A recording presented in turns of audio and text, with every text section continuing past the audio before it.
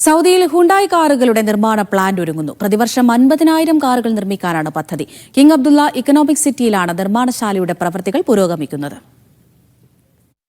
King Abdullah Economic സിറ്റിയിലാണ് നിർമ്മാണത്തിനുള്ള plant ഒരുങ്ങുന്നത്. പ്രതിവർഷം 50,000 ഹ്യുണ്ടായി കാറുകൾ നിർമ്മിക്കാനാണ് പദ്ധതി.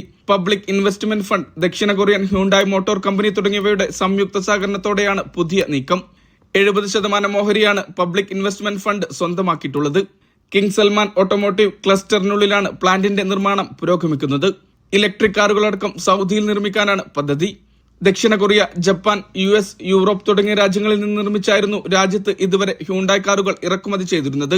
നിർമ്മാണ പ്രവർത്തികൾ ആരംഭിക്കുന്നതോടെ 100 കണക്കിന് ജോലി അവസരങ്ങളായിരിക്കും രാജ്യത്തുണ്ടാവുക.